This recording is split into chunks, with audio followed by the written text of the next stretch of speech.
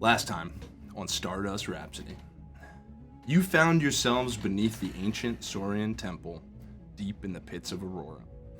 Faced with an ancient nightmare, Labouch set out to cleanse it, though not before it mortally struck Leo Khan.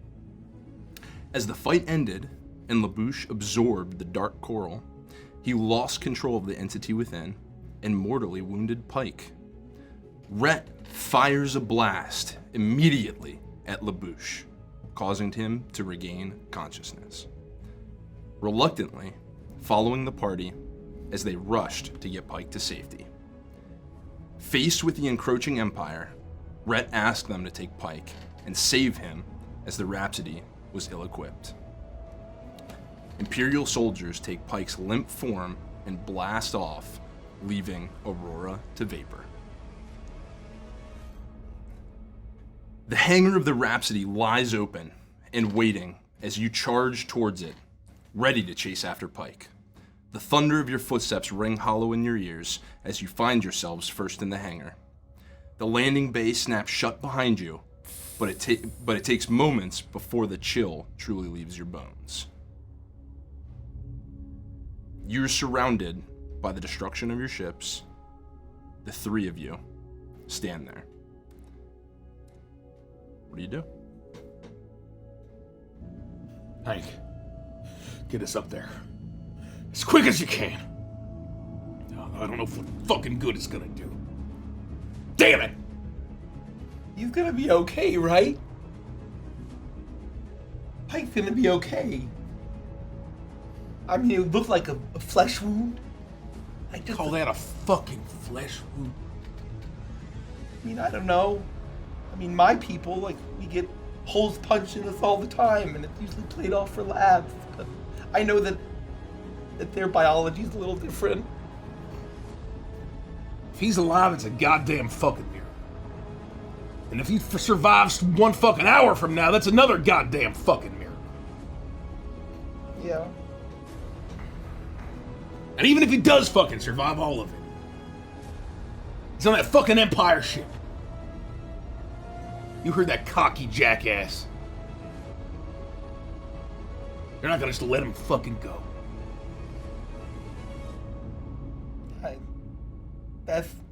And the Empire too. I can't be there. I can't be around. We're going right towards it. Oh no. Oh, they're gonna dissect me like a 6th grade frog. Oh. And you. No. What did you do? I lost control. I don't know what happened. I lost myself. It wasn't me, I swear. Then what the fuck was it? Whatever was in me, whatever was controlling me. I didn't know what I was doing, I swear. Sure as shit looked like you. Fucking why? Why did I fucking entertain all of this?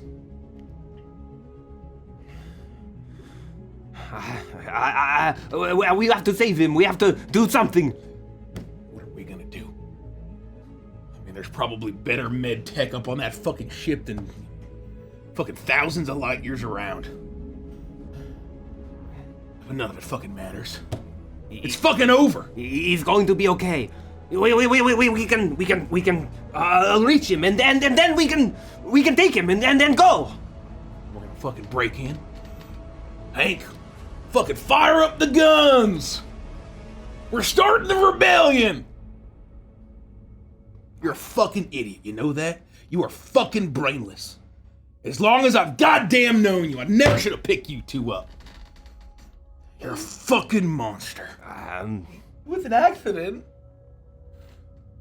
What's gonna stop you from fucking punching a hole this fucking wide through me? Or through him? He'd probably fucking survive it. Probably. Why couldn't you have done it to him? We didn't wish this for anybody. It still hurts too. It's not like I survive it. It's not like it's painless. I still feel pain. You didn't mean it, did you, Labouch? Right? You're not a bad guy, are you? Of course not. I mean, I'm kind of a demon clown, and I feel like I'm pretty friendly. If I could take it back, I would. So then what happens next time?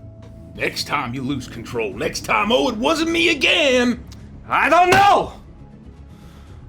Stop pushing me around! I don't know what else to fucking do. I should not have stayed. I should have left after Kavir. I should have gone. Maybe now's the fucking time. If that's what you want, I will. Wait, no, you're not. You don't mean that, Rhett. Labouch is one of the crew. He may have done something, but we can figure it out. He just gotta. He's sick. He's got a parasite or something. I don't know. Rhett may be right. I am maybe an idiot, but I am a danger to both of you. I had a parasite once, and Dr. Bozo prescribed me some prune juice, and it was gone in a jiffy. Shut the fuck up. Just trying to lighten the mood. We fucking met that spider fuck. Some greater cosmic power that fucking pushed Labouch and made it all better, trapped it away. Fucking bullshit. He fucking lied. And Labouch, you feel the sense that you remember the feeling you had in deep beneath Aurora, and how uncontrollably insatiable the hunger felt. And though that moment is past, ever since it had faded away, a new, dulled presence of a familiar hunger lingers in the pit of your stomach. I have to go. I do not know when, I do not know what, but you're right. If I stay, I could destroy this ship. I could hurt you. I could hurt Hank. Chuckles, I don't know what I'd do. But I am not myself, and I need to. We've already lost Dandy and Kavir and Pike. Labouch, there's only 3 of us I left. don't want to hurt anyone else. I have to go. I'm not gonna stop you. You better fucking let him. You understand? That's okay. Even if I wanted to let you stay. You killed my partner. Back in the core. There's no coming back from that. I've lost enough goddamn fucking comrades. I regret what happened. I am sorry. I didn't. I will look around the hangar bay and find the entrance to the corridor that'll take me back to the living quarters. You do so. You know the layout of the ship well. You can navigate easily to leave the hangar and get back to the living quarters to collect whatever you're seeking to grab before. Let me get my things, and I will. Just leave me alone.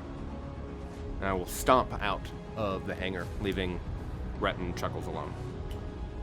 The footsteps thunder loudly as you, the heavy weight of what you've been through hangs in the air as you make your way to the living quarters.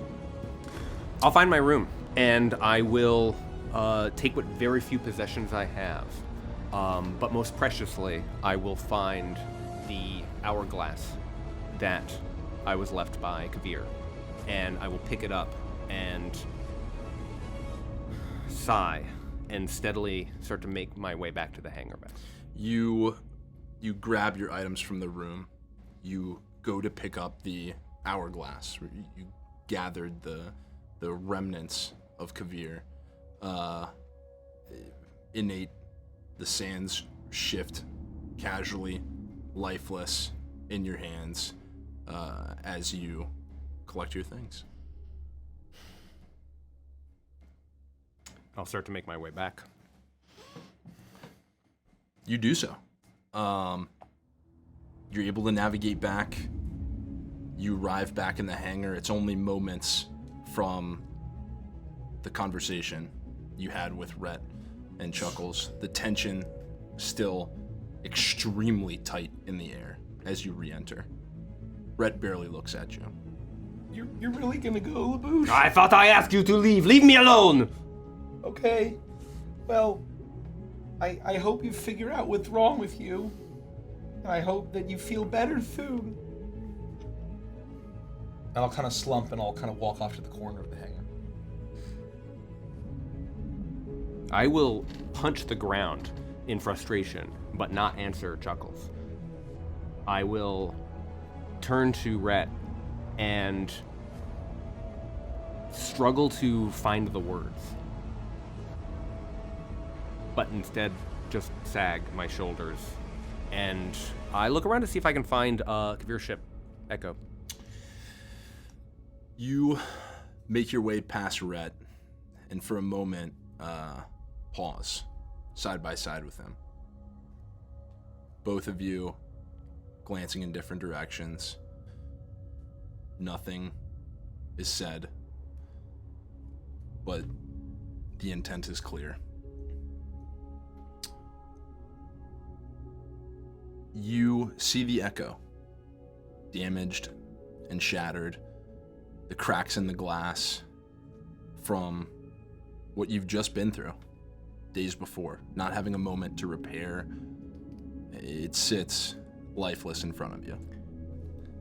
I think that the only person who might be able to repair the ship is somebody that was a friend of mine, now my enemy.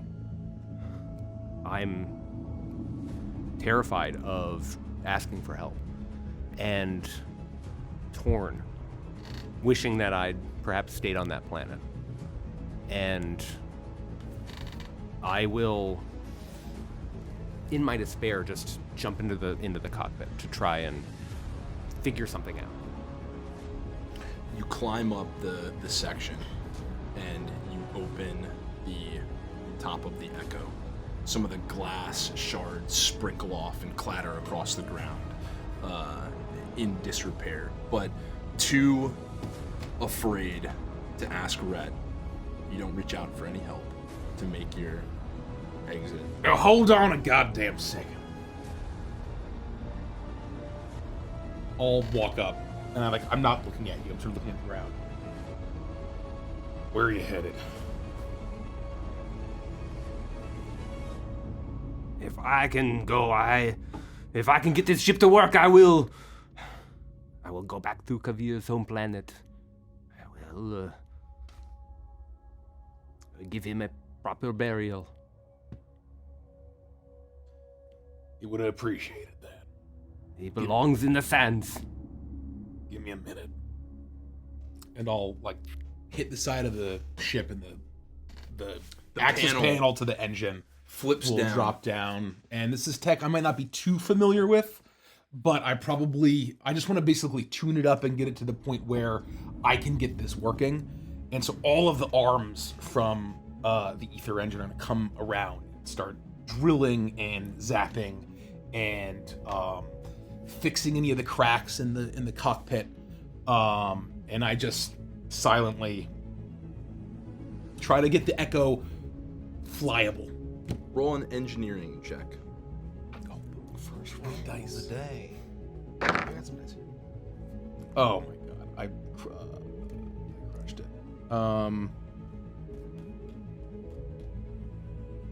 28. You are unfamiliar with this tech, but you are an exceptional engineer, and it doesn't take long before you can kind of figure out what's in front of you. And you do the best work that you can, and you think That what you're able to do is your arms come out and you're working within the Echo to get it back to at least a pilotable state. You feel confident that it will fly. All right. You fix the cracks in the hull, the dome over top, now once again airtight. She'll get you where you need to go. Thank you. I hope you find peace. You don't have to say that. What I did was unforgivable. I hope, against hope, that Pike is okay. You don't need forgiveness. All of us have done shit that can never be fucking forgiven, you understand? Peace is all we can fucking hope for. And I'll turn and I'll walk away. You do so. Labouch, you find yourself in the cockpit of the Echo. The lid pulled down around you. The panel stretched out in front of you, dark and lifeless. When I look around, I start to familiarize myself with the controls. I don't know how to pilot this ship very well. I've only seen it piloted, but this is the first time cramped in the actual seat that I'm trying to even just find the ignition. And when I see a switch that I think I might turn the ship on, I give it a flick. You're definitely uncomfortable for many reasons. One of which is you're far larger than Kavir ever was. So as he sat comfortably in a ship built to accommodate him, you find it small and unsettling. You've watched him pilot this ship thousands of times. You've seen how he interacted with it. You've seen how he was able to bring it to life. And you question whether you'll be able to do the same. Kavir would always take his hourglass and insert it into a central point in the console, bringing it to life. I'll place the hourglass into the center and give it a little twist to see if I can ignite something.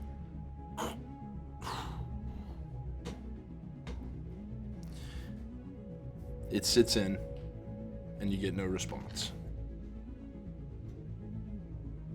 I'll try to twist it more to see if I can get the sands to move, as I've seen them so often flow in reverse or swirl within its glass.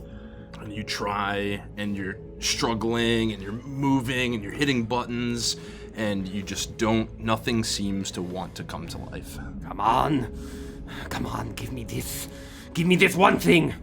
I'll be flipping switches. I'm going to push buttons. I'm going to, I remember that display usually turns on. I'll tap it. And you're hitting things, you're pressing buttons, you're tapping displays. And it's at this moment sitting in the ship.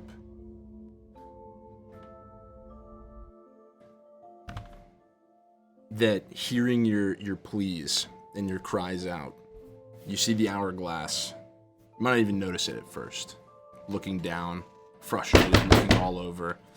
The sands in the hourglass start to shift, start to move, as they very slowly begin to speckle upwards into the upper chamber, flowing opposite as what you would expect. At that moment, the panel lights up a bronze light, and you feel, not that you know, but you do know that the ship will respond to you. Kavir. Thank you. I'll grab the controls and look back out. I see Chuckles in the distance. I see Rhett.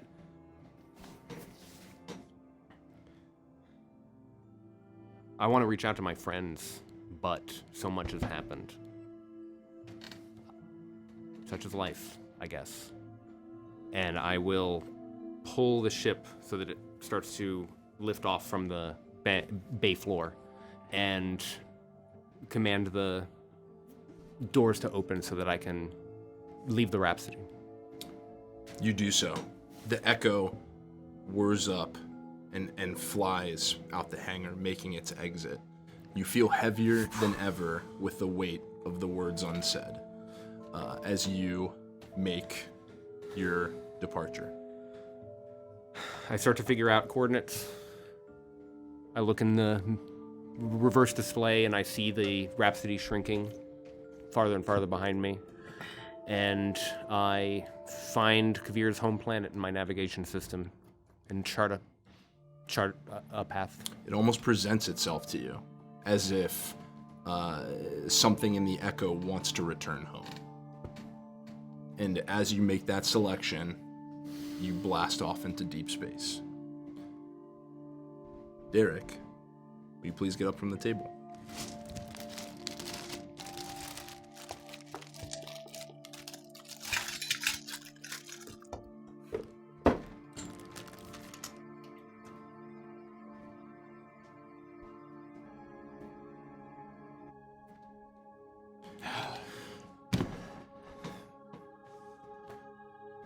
You two find yourselves less one party member, standing awkwardly in the hangar as Hank has fired up the Rhapsody. You now feel the pull of the movement as you are blasting after the Imperial frigate. You stand in the hangar at different points, feeling the departure of Labouch.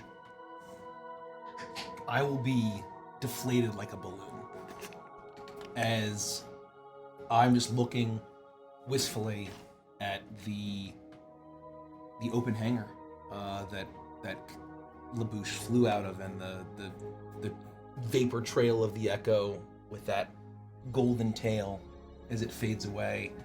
And I'll approach Rhett. Where are you? I would just be sort of standing. I would Yep. have kind of like not watched it sort of out of the corner of my eye, kind of just like standing in the hangars. Yeah. You know, knowing that we're sort of on the way and feeling helpless and in this moment. I'd just be sort of standing in the hangar. Maybe even I- back towards the Yeah. hangar bay, like kind of refusing to watch him leave. Yeah, I would be walking maybe towards the panel to shut the Yeah. hangar doors, and I would go up and I would hit, hopefully get the hangars to start to close. I'll walk up You to do Rhett. so, and they follow your command. As I kind of have my hat, like, just holding it sheepishly, and I'll say, where's he going? He's going to put Kavir to rest on his home planet, on Zardoon. Thardoon? Yeah. There's a lot of sand there. Yeah. He forgot his flip-flops. What is he gonna wear? Can you imagine an ooze guy Shut wearing the fuck up, Chuckles. How fucking dare you? Do you understand what's going on here? I was just trying to... Always a good time for a joke. Pike is fucking dead. Labouch is a goddamn fucking monster. Every planet we go to gets fucking blown up. Our way of life is over. Do you understand that? I guess it is. Don't you fucking joke about that shit. I'm sorry. Kavir was a fucking member of this crew. You're gonna fucking joke about goddamn fucking flip-flops. Thought it was pretty funny. It wasn't. You're not funny, Chuckles. You don't mean that. Do I ever fucking laugh at your jokes? I just have a horrible realization come over my face. you're wounded. You coming to think back of it, all of the moments, all of the settings, all of the Big Mouth William Bass, every scene that flashes through your head, laughter, but there stands Rhett, stone-faced. I don't care how many times you fucking comedically fumble with the space Keurig machine or those stupid fucking trout. You think this is a fucking joke? You're a literal fucking demon, you know that? Do I need to fucking remind you of that? You're kill on sight anywhere in the fucking core worlds. Why the fuck did I even entertain this? Open up cartoon fucking portals to goddamn hell? I thought it was helpful. And I thought I added a bit of necessary comedic relief. You just had to play those goddamn games with Dandy. You were a bad fucking influence, you know that? You were just having a little bit of fun. You know, maybe if I'd never fucking picked you up, she wouldn't have fucking turned goddamn evil and fucking abandoned us like that. Maybe it's your fucking fault she did all that. Maybe it is. Maybe it is my fault. I've been thinking about that. I don't know what's wrong with me, Rhett. I have a lot of confusing memories that I don't know. Apparently, I was the guy, maybe named Charles. I don't know. I have a wife, apparently. And she's hot? How? I don't know. But you're right. It's my fault. It's my fault. I'm gonna go too. You're right. I don't know. I'm sorry, Rhett. I'm sorry that all this happened. I'm sorry that we messed everything up. I think that would be for the best. I gotta figure out who I am and who I was. And Jolly, who she is and why she wants me. And I gotta figure out my own stuff too. You gotta figure out your own stuff. Find your own fucking peace. Not gonna guarantee it doesn't involve clowns, hell, and your goddamn ex-wife. I'm gonna get my things.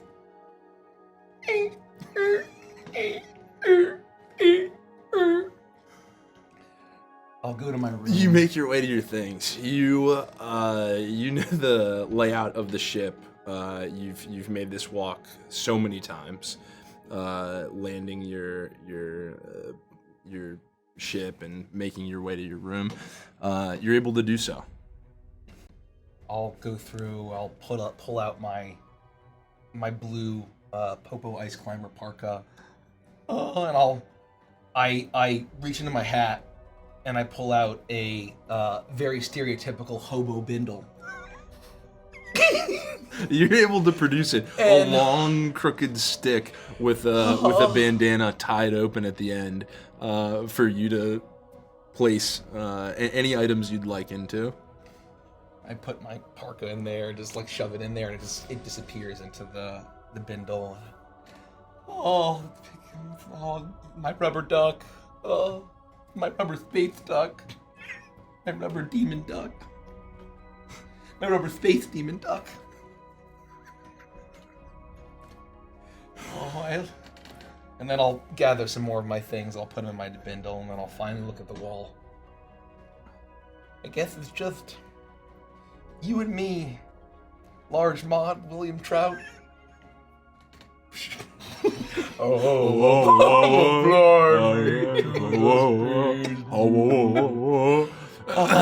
Maybe that's where we'll go. Large Mod, William Trout.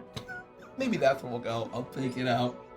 I'll put it in the, You lift it off the wall with ease, and you stick it into your stereotypical hobo bindle, and you're able to, you can accommodate everything, your entire rubber ducky collection, your personal placard on the wall of Wide Mouth William Trout, and your blue parka. I have my hobo bindle. I walk by the brig. I'll see you around, Mad Dog. It was fun hanging out. How long are you guys gonna keep me in here? I'll see you later. As I walk to the bridge, and I presume that's where Hank is. He has a mechanical pad. Yeah, it's on it. Yeah. Yes, Hank's in the bridge. Hank, I'm going. This isn't easy for me. I'm gonna go up and I want to give him like a little scritch. He turns back at you and looks and accepts your little scritch, absolutely, and looks sad as he doesn't seem to understand what's happening. He understands the message you're conveying, not the why. It's gonna be okay. Here, this is the last one that I have is a cartoonishly perfectly shaped bone that wouldn't actually come from any animal, pristine white. I know the dogs love those. Here you go, buddy. Well, thanks for everything, and thanks for always letting me win at Super Funkus Card 64. I know you were always letting me win. You're a good dog. Good boy. Good boy, Hank. Good boy. I'll turn back, and I'll make my way back to the hangar. He barks out a couple more times as you turn to leave, as you exit the room, almost calling after you. Though he doesn't chase, knowing that he can't leave the pad while he's piloting the ship. See you again, Mad Dog. I hope you don't starve to death. Come on, I haven't eaten in weeks. Yeah, I'll miss you too, Mad Dog.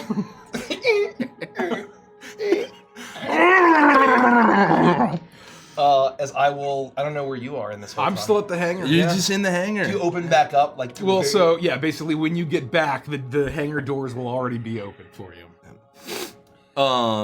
Rhett, long before you see his return, you hear the familiar squeaking of his shoes as Chuckles has collected his items I have it all. I have a hobo bindle. and announces On his my shoulder. presence before ever seen. Well, I guess this is it. Thanks for taking me in and giving me a home for a little bit. It was very nice while it lasted. If you ever see Dandy again, tell her I said hey, and that I miss her. I'll pass that on. Yeah. And could you give her this too? My what is it? special collector's edition, big banana version of Big Funkus 64 with expansion pack. It has the rumble function enabled. Yeah, it's my most prized possession. Rumble pack too, huh? Yep, Rumble Yeah. and expansion pack. Well, If I see her again, I'll pass it on. take care of yourself, Rhett. Where are you headed? I don't know. I'm gonna maybe just throw open a clown hole and dive on in. I miss my wife, Rhett. I miss her a lot.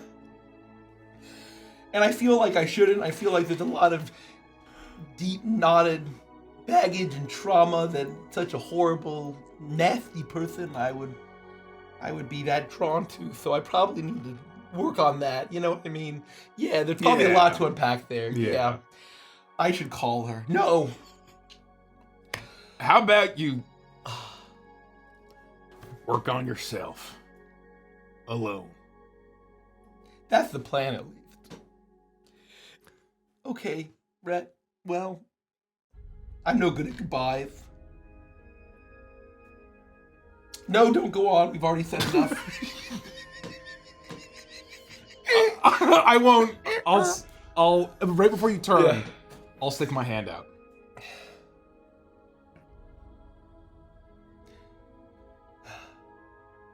Rhett, it's been a pleasure.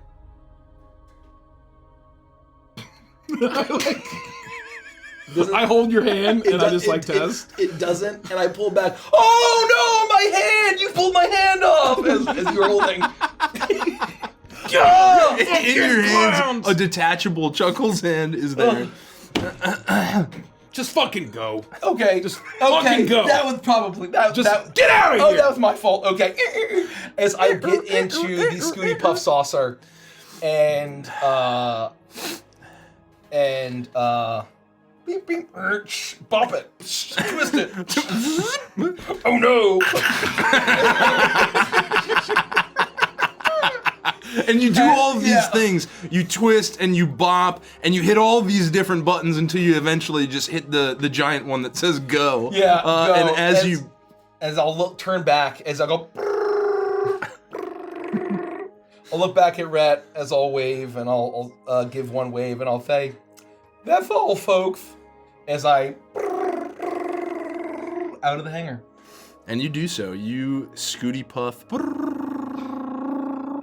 out of the hangar, and as you break the walls of the hangar barrier, you blast off as well in deep space, heading for parts unknown and maybe space therapy. I need it. Rhett, I'm sorry, Mikey, can you please get up from the table? I can. Gross. It's the end of Attack on Titan. Like a murder of girls. It's like the Omen when Chris Montesanti got made. That's what'll do all fix the Sopranos. That'll fix me. Goodbye. Oh shit. Can you fix that? Oh, I fucked it up. You see the saucer? Oh, Chuckles is flying out. The giant arm that you see. Before he blasts away, he strikes the side of the Rhapsody and clatters before he's cast off and now flies off into deep space. Okay. I'm gone.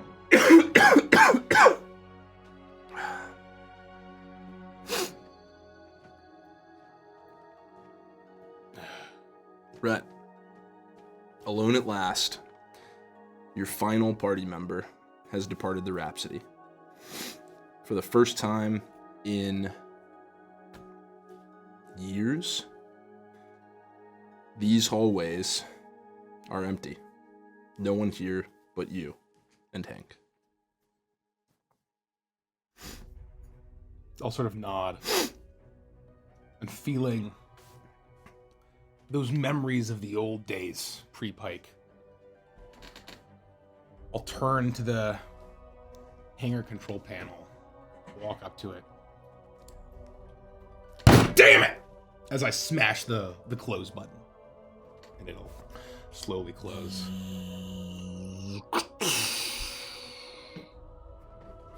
I'll somberly walk through the halls and get to the bridge. As I take off my pack, just throw it down. Just let it drop. As it hits the ground with a thunderous clash. And I just sort of look out the front window and just sort of see, presumably, the Imperial ship that we're headed towards, and just taking in the reality of Pike is on this shuttle, or who knows if he's alive or dead, and just kind of absorbing all of it, you know? The grand expanse opens up in front of you. Anywhere you think you could choose to possibly go. And right there, locked on, you see the Imperial frigate in front of you as Hank has set the course to trail behind it. All of your prior party lost behind you. I'll come up and sit in my seat, in the pilot seat. I'll give Hank a scratch. It's just you and me, buddy. I guess you probably know about Labouch and Chuckles. He's kind of sadly pawing next to you on his pad. He's sadly mouthing at the comically inaccurate bone that's been left for him. Oh, yeah. Chuckles. Nothing for you to worry about, all right? Just try to keep your spirits up. I know you were fond of them. Fucking. Now everything we fucking been through. Damn it! Fuck! What a fucking fool I was for believing I was doing the right goddamn thing. And not taking a chance on all this. Might be a confounding of the will of the goddamn fucking cosmos. Now they're all gone. Even Pike. What was the fucking point of it all? I'm sorry. I'm sorry, buddy. You don't deserve that. I just got a lot on my plate right now, and I'm feeling less than my full fucking self. He leaps off the pad and moves to your lap now that you're in the commanding chair. Thanks, buddy. And he'll look at your face, comforting as you go through this together. I don't know what I'd do without you. You know what, Hank? We don't need Pike. It's just you and me, buddy. It's like the old days. And at the end of it all, I may have fucked my life up flatter than hammered shit, but, you know, here I stand, beholden to no imperial fucking bureaucrat or corpo jackass, working a paying fucking bounty hunting operation. None of these fucking demons, or monsters, or any of the other fucking killers of this galaxy had better try and stop me. We just have to keep moving forward. What else is there to do? And I'll sit back, and I'll sort of pick Hank up and put him back on his pad, and I'll, you know, flip some switches, grab the throttle, maybe add some power to the engines, and just sort of with intent, I'll take controls, and I will start gunning for the Imperial capital ship. Punch forward. The Rhapsody presses onward, tailing the Imperial frigate that holds Pike's life in balance. Richie, would you get up from the table? I will.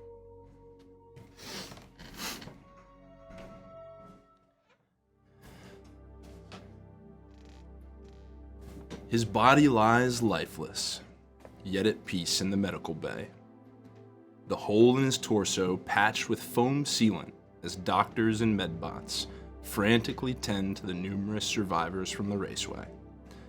His heart may be ripped to shreds, but his soul is of the Phoenix, his only hope to survive. This isn't the first time he's died, after all. How did I end up in this position? Genetic experiments in a secret lab buried in an asteroid. A ruined temple on an ice planet. Clowns in hell not once, but twice. A bunch of junkyard dogs and planet-killing explosions. Death in the desert and among the stars. Blue gems turning red and more friends lost. One last race before the end. Monsters from the darkness eating everything. Betrayal by a trusted ally. The only family I've ever known turned to ash. Death and rebirth by the grace of a phoenix.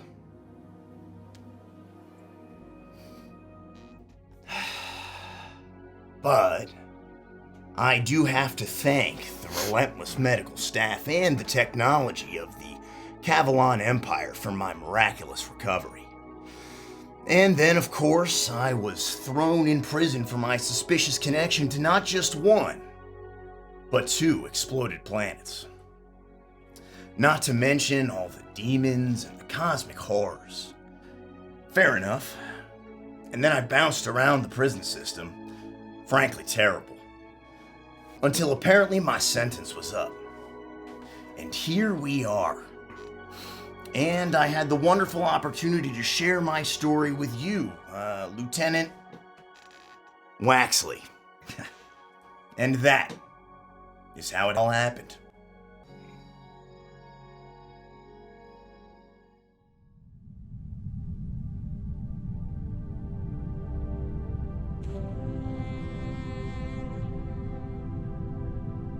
Space.